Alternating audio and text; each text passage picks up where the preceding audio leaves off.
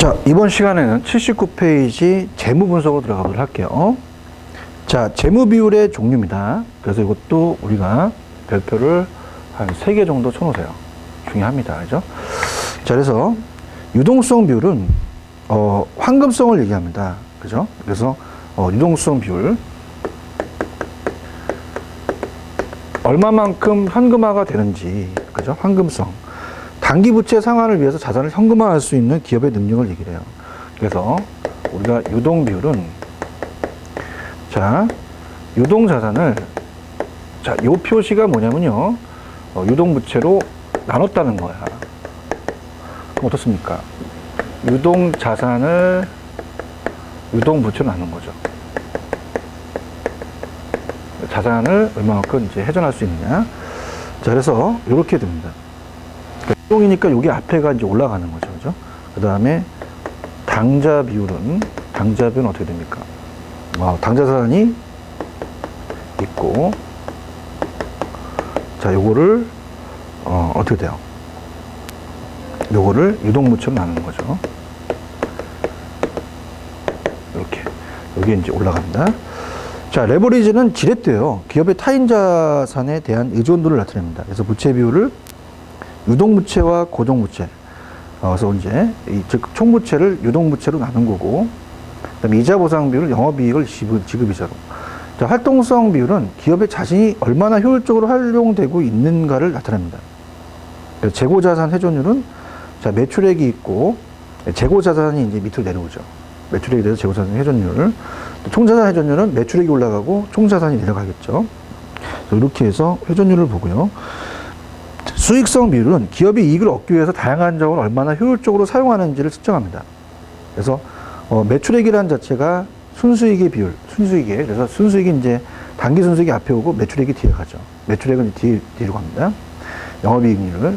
그 다음에 총자본 순이익률은 단기 순이익을 총자본 나누고, 자기자본 수익률은 단기 순이익을 또 자기자본으로 나온다. 그래서 이게 앞에 게 분자고 뒤에 게 분모다. 앞에서 나온 것으로 나누는 거죠. 그래서 앞에 거로 나오는 걸로 나눈다. 그래서 매출액 순수익은 앞에 거로 나누는 걸로 나누니까 밑으로 간다. 이렇게. 매출액, 총자본, 자기자본은 다 밑으로 내려온다. 이렇게 암기하시기 바랍니다. 듀퐁이라는 건 회사죠. ROI 분석은 얘기했었고요. 자, 손익분기점은 굉장히 많이 제가 얘기를 했었어요. 손익분기점은, 자, 요거는 어떻습니까? 우리가, 제가 얘기를 하면서, BP법이죠. 그래서 이 매출액과 총비용이 일치해서 이익 또는 손실이 발생하지 않는 조업도 생산량, 판매량 또는 매출액을 말합니다. 손익분기점보다 적게 팔리면 손해를 보게 되고 그 이상 팔려야만 이익이 될 수 있죠.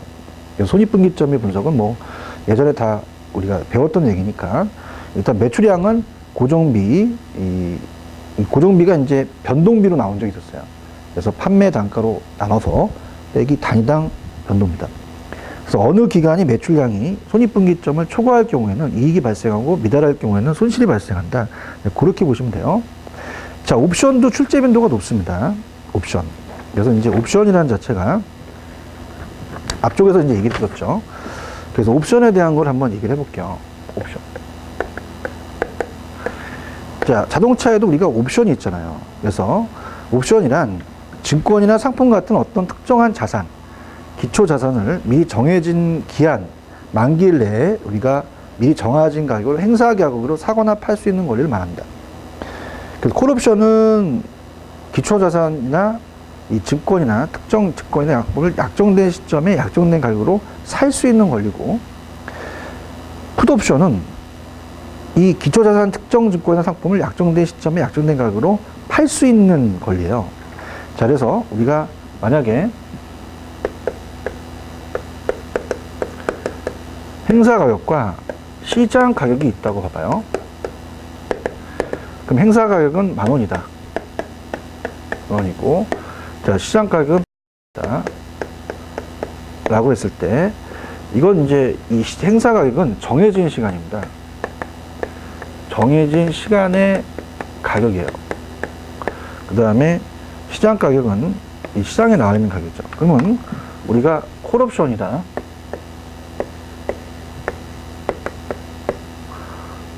콜옵션. 그 다음에 풋옵션. 이거는 권리를 행사하면 안 됩니다. 이 상태는. 얘는 권리를 행사해도 되죠. 그래서 행사하는데 유리하죠, 얘가. 그죠? 그래서 이제, 8,000원에 사서 행사, 10,000원에 팔 수가 있잖아요. 2,000원의 이익을 남깁니다. 근데, 콜옵션은 살 수 있는 권리니까, 자, 지금 어떻게 돼요? 정해 시간에 이제 10,000원에 사면 안 되죠. 8,000원에 시장에서 사는 게 낫다는 거죠. 그래서 이거는, 권리를 행사하면 안 된다는 거죠. 이런 식으로. 그래서 밑에, 뭐, 기초자산의 가격이, 콜옵션 가격은 이제 높아지고, 풋옵션은 가격은 낮아진다, 반대로. 그냥 이렇게 해서 정리해 두시고요. 자, 그 다음에 이제 우리가 물류로 가겠습니다. 물류도 이제, 이 물류 쪽에서 또 시험 문제가 출제 빈도가 또 있죠. 그래서, 세 문제에서 한 네 문제 정도, 이렇게 보시면 돼요. 그래서 물류 관리. 자, 그래서 우리가 물류 관리로 합니다. 제4장.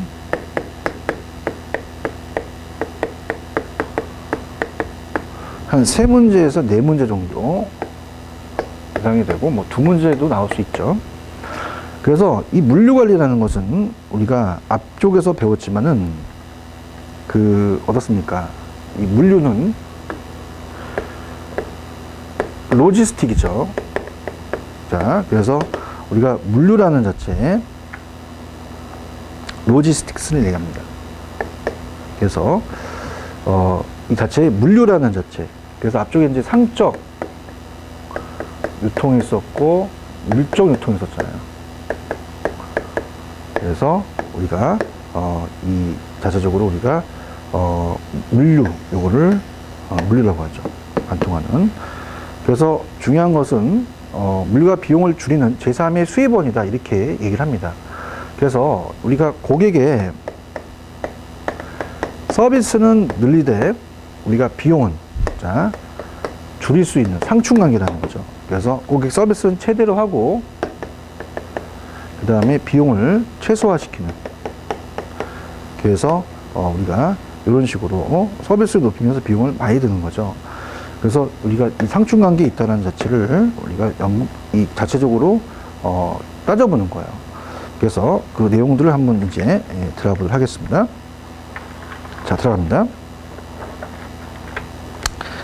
자, 우리가 그 물류의 의의 들어갈게요. 최근 들어서 기업 활동에서 우리가 이 물류를 가리켜 흔히 제3의 이익원, 그죠? 비용을 줄이는 제3의 수입원이라고 하죠. 제2의 품질이라고도 하여 물류의 중요성을 크게 강조하고 있다. 또한 드러커는 물류를 경제의 암흑대이라고 하여 아직 제대로 개척되지 않는 기업 활동의 분야로 파악하고 있다. 그래서 물류는 아직 충분히 개척되지 않은 분야이므로 관리가 잘 이루어지면 획기적인 물류 비용의 절감이 기대되므로 매출액의 우리가 증대, 제1의 이익원과 제조원가의 절감, 제2의 이익원에 이은 제3의 이익원이라고도 하는 것입니다. 자, 물류 개념의 확대는 뭐 참고하시고 로지스틱스라고 하죠, 지금. 그래서 밑에 물류의 기본 기능은 생산자가 제품을 생산, 수송, 배송, 보관, 포장 및 하역 내리고 이러한 걸 이룹니다. 그래서 이 물류의 기본 기능을 포함하여 물류 활동의 효율화와 관련된 제품 설계, 공장 입지를 포함한 생산 계획, 그 다음에 특히 사전 사후 서비스의 반복까지 포함한 관리 문제를 발견하는 것이라고 볼 수 있다. 자, 오른쪽에 기업 내 및 거래 관계에 있는 물자 활동을 제한하지 않고 소유권을 이전한 후에 단계에서 유통, 소비, 폐기, 그리고 환원 및 회수라는 광범위한 분야를 적극적으로 총괄하는 개념이다. 수송활동, 보관활동, 하용활동이라는 것은 우리가 기본적인 기능이잖아요. 포장활동, 유통, 가공활동. 그 다음에 이제 물류에 우리가 기본적인 이 기능이라는 게 있어요. 그래서 그 기능을 이제 우리가 본다면, 앞서서 우리가 배웠지만은 어떻습니까? 물류의 개념의 기초의 물류의 기능을 정리하면 물류는 생산과 소비의 장소적, 시간적, 수량적, 품질적, 가격적, 인격적 거리를 조정하는 기능을 수행한다. 이 중에 전통적 가장 중요한 기능은 생산과 소비의 장소적 거리와 시간적 거리를 조정하는 기능이다. 자, 인격적 불일치. 자, 앞쪽에서 우리가 이건 어떻습니까? 인격적 불일치는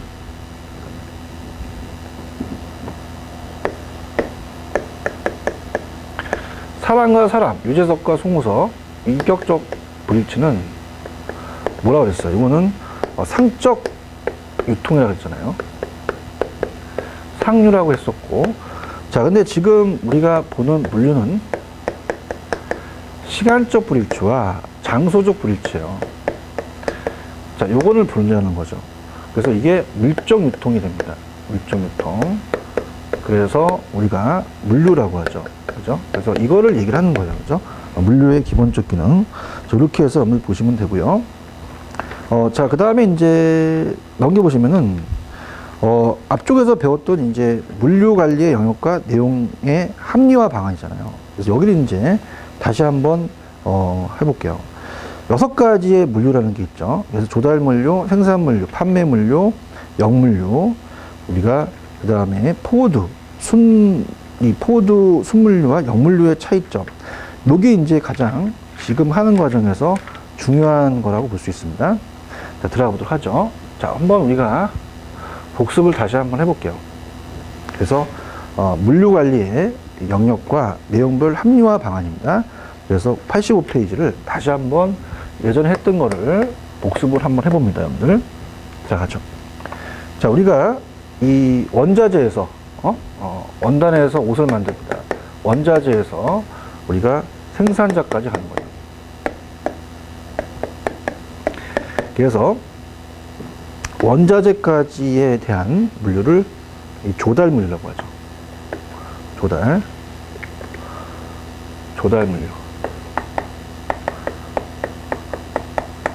물류라고 합니다.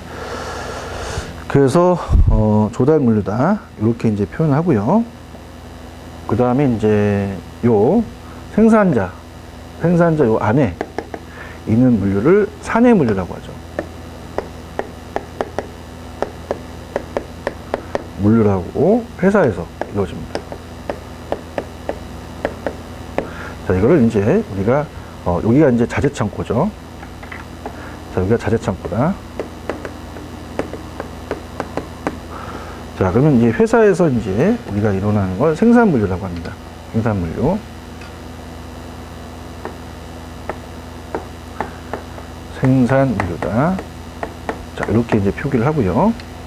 그 다음에 이제 생산자, 도매상, 소매상이 있죠.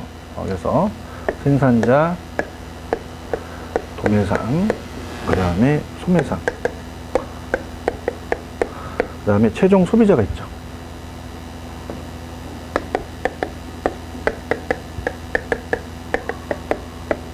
자, 그래서 여기까지 이 도매상, 소매상, 여기까지 이제 판매 물류입니다. 판매 물류.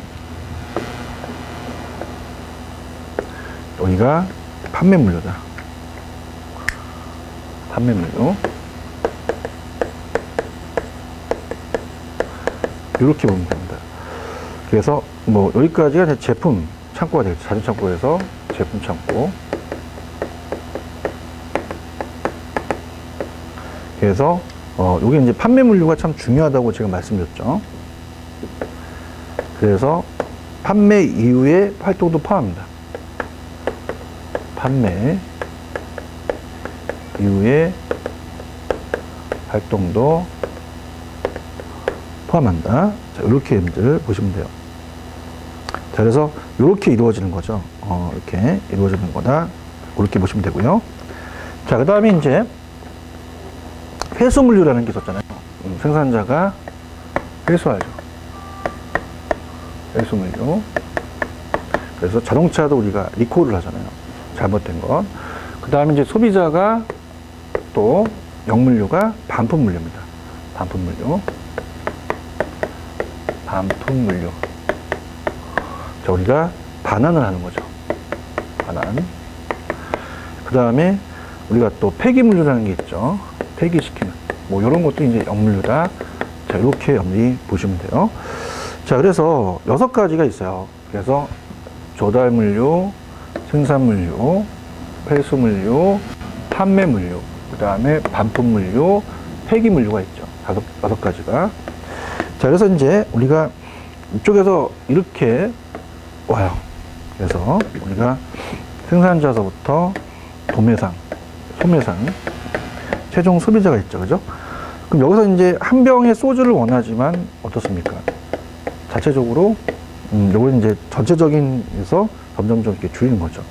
그래서 이렇게 가는 게 우리가 순물류라고 합니다. 순물류. 그래서 보통 포드라고 하죠. 포드. 그래서 거기가 우리가 우리 앞쪽에 이제 가시면 뒤에 가시면 포더. 이 로지스트가 나와요. 포더 이렇게 보시면 되고 그 다음에 이제 어떻습니까? 물적 유통이죠. 그래서 물적 흐름. 근데 반대로 지금 이렇게 가는 게 있잖아요. 반대로 역물류입니다. 그래서 자 이거는 역물류다. 그래서 폐기물류, 반품물류, 회수물류를 얘기합니다. 폐기물류, 그 다음에 반품물류, 그 다음에 회수물류. 이 세 가지를 얘기한다는 거 기억하셔야 됩니다. 그래서 책을 이제 정리를 좀 해드리도록 하겠습니다. 이제 들어갈게요. 자, 책을 정리하면 자 일단은 내용들을 예전에 공부했던 거지만 다시 볼게요.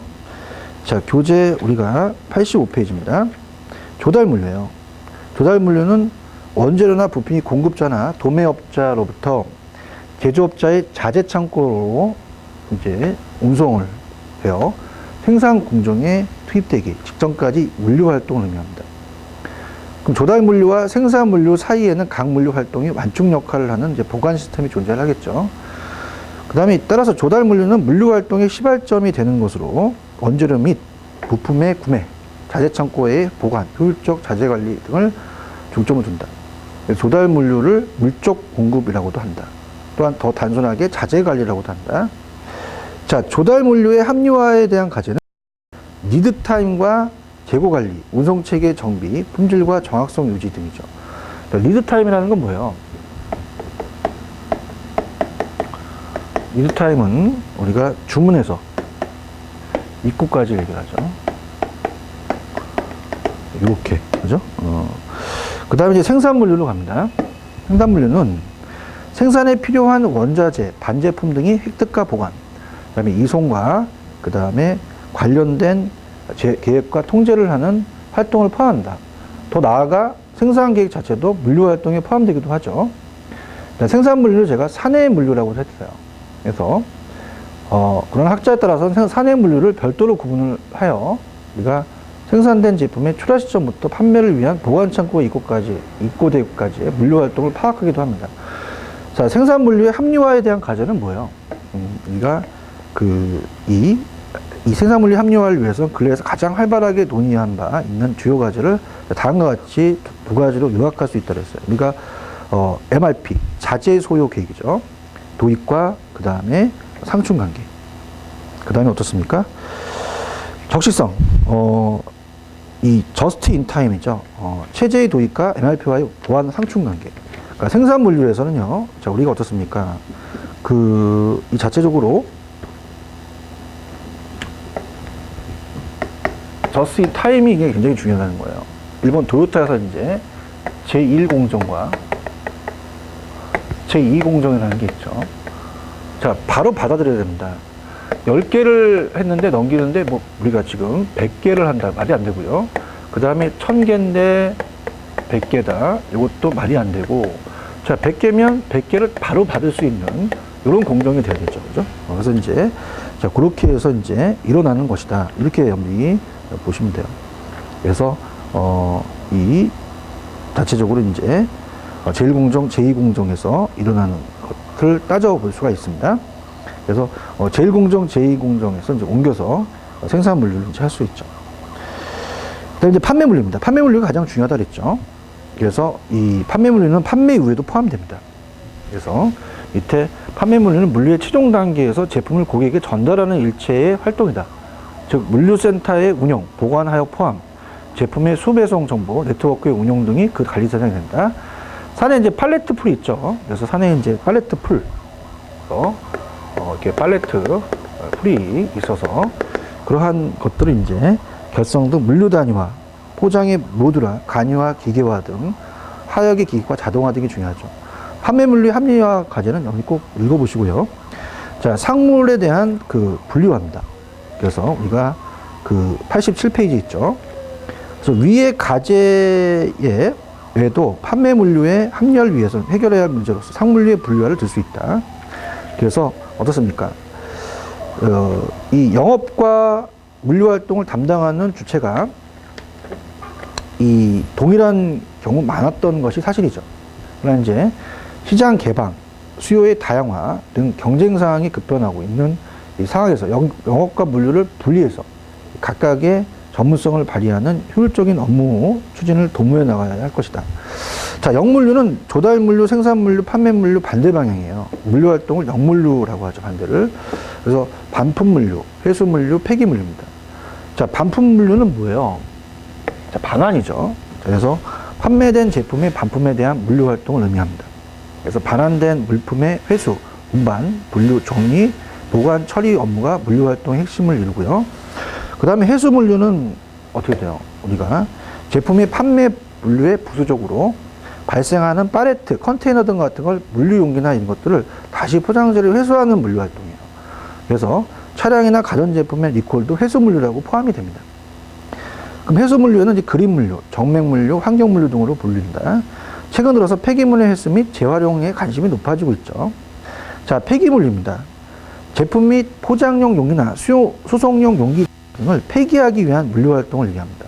최근 들어서 폐기물 처리에 따른 환경 오염 문제가 대두됨에 따라서 환경 친화적인 생산을 통해서 폐기물의 감소를 유도하고 있죠.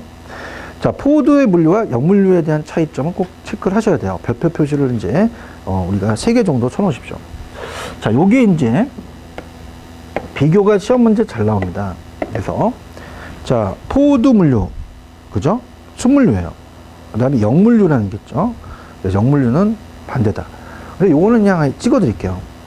자, 밑에 가시면 포드 물류는 동종 제품의 포장 형태의 균일합니다. 근데 영물류라는 것은요, 우리가 동종 제품인 경우도 포장 형태가 상해요. 병이 깨지고 이런 게 있었잖아요. 깨진 것도 있기 때문에 요게 나올 가능성이 큽니다. 요게 꼭 체크를 하시고 바라고요. 그 다음에 이제 밑에 보시면 물류의 중요성은 그냥 체크만 할게요. 자, 밑줄만 물류 관리의 목표를 한마디로 요약하면 고객 서비스 향상과 물류 비용을 최소화시키는 거죠. 두 가지는 상충관계라고 얘기했어요. 그 다음에 밑에 물류 관리의 방향은 물류는 제품의 시간적 공간적 편제를 극복해서 적은 비용으로 고객에게 보다 많은 만족을 제공한다.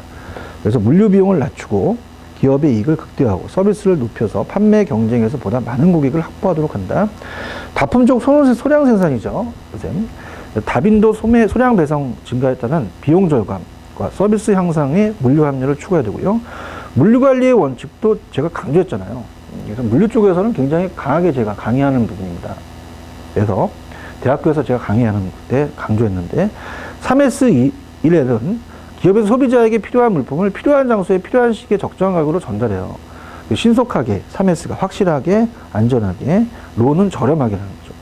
CR 원칙은 7가지죠. 그래서 미시간 대학의 이제 그 스마이키 교수가 그 제시한 대창한 원칙으로 고객에 대한 서비스 기본으로 간주된다. 그래서 여기서 적절하다는 라이트를 써요.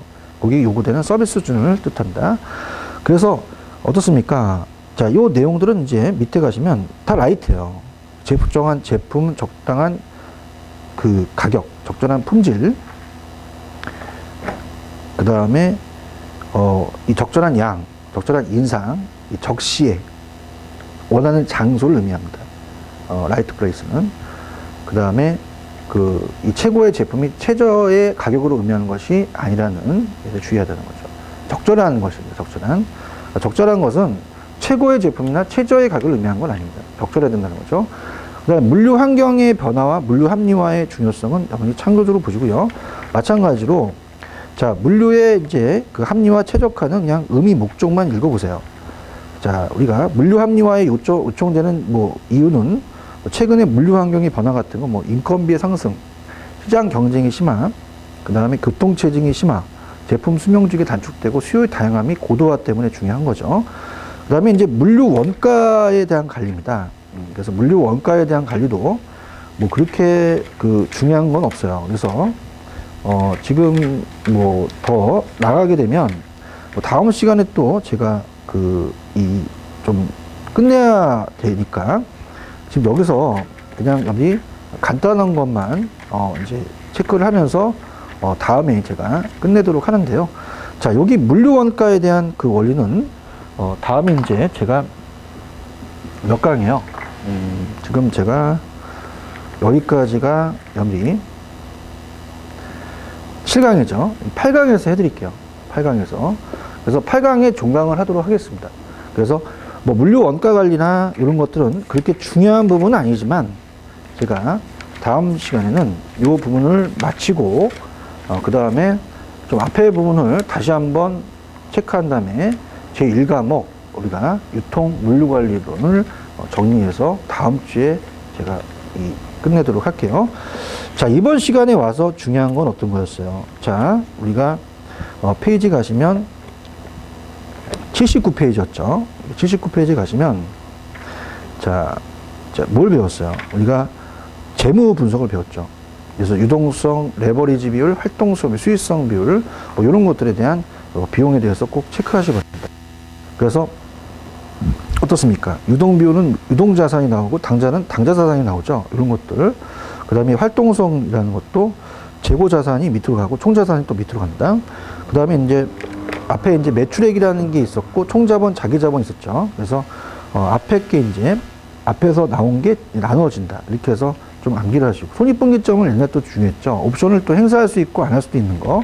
그거 좀 체크하시고 그 다음에 이제 물류관리에서는 지금 봤던 엄밀히 체크해줬던 자 교재 가시면 85페이지 가시면 이 조달 물류서부터 6가지입니다. 그래서 우리가 조달 물류 그래서 여기까지가 자재청과 조달 물류고 그 다음에 사내 물류 회사에서 생산 물류를 하고 가장 출제 빈도가 높은 게 판매 물류예요. 판매 이후의 활동도 포함이 된다. 그 다음에 이제 이렇게 오는 게 이제 순물류, 물종 흐름이고 영물류는 폐기물류, 반품물류, 해수물류가 있죠. 그래서 요 6가지를 우리가 시험 문제 잘 출제됩니다. 강하게 가야 돼요. 그래서 조달물류, 생산물류, 판매물류, 영물류. 그래서 4가지를 보시고 특히 포워드에 대한 우리 물류. 그래서 우리 그 포워드 물류와 영물류의 박스가 있죠. 그래서 당연히 이제 나올 수 있는 거를 찍어드리면은 자 우리가 교재 가시면은 지금 페이지로는 이제 그 88페이지잖아요. 그래서 반대입니다. 포워드는 이제 동종 제품의 포장 형태가 균일해요. 근데 영물류는 병이 깨지고 막 그럴 수 있으니까 동종 제품의 경우도 포장 형태에 상이하다. 그 다음에 제가 제일 강조하는 게 물류관리 원칙의 3S1 원칙입니다. 요거 객관식에 되게 딱 좋아요. 신속하게, 확실하게, 안전하게, 저렴하게. 그래서 3S1L. 그래서 저렴로 들어가고요. 7 라이트라는 것은 최고의 제품이나 최저의 가격을 의미하는 것이 아니라 적절한 걸 얘기해요. 적정한 제품, 적정한 가격, 적정한 품질, 적절한 양, 적절한 인상, 적시에, right time, right place, 원하는 장소에. 그래서 이렇게 7가지가 다른 걸 물어볼 수 있어요. 그래서 그렇게 염두에 보시고, 그 다음에 이제 물류 합리화가 요청되는 이유 같은 것도 최근에 물류 환경의 변화가 오지선다가 나오잖아요. 그래서 인건비가 상승하니까 필요할 거고, 시장 경쟁이 심화되고, 교통체증이 심화되니까 합리화 시켜야 된다. 제품 수명주의가 단축됐으니까 물류가 또 중요하겠고, 수요의 다양함 및 고도화다. 이렇게 해서 연비 반대로 물어볼 수가 있어요. 그래서 꼭 오지선다니까 요거 강력하게 주장을 하고, 그 다음에 이제 그 물류에 대한 우리가 나와 있는 원가에 대한 관리는 물류비죠. 그래서 물류비에 대해서 꼭 체크를 할 거고요. 그 다음에 일반 기준과 간이 기준에 대한 비교, 물류비 절감에 대한 그 방안, 그 다음에 물류 표준화, 뭐 이런 것들, 그다음에 물류 공동화, 물류 아웃소싱, 그 다음에 제삼 물류와 물류 아웃소싱에 대한 비교, 소매 물류, 그 다음에 복합 운송, 소화물 인간 운송, 포장 하역, 그 다음에 물류 배송 렌타 이런 것들, 그 다음에 QR 시스템과 그 다음에 EOQ. 요거 해서 다음에 하도록 할게요. 자, 이번 시간에 여기까지 하고요. 다음에 제가 8강에서 뵙도록 하겠습니다. 자, 수고하셨습니다. 8강에서 뵙죠.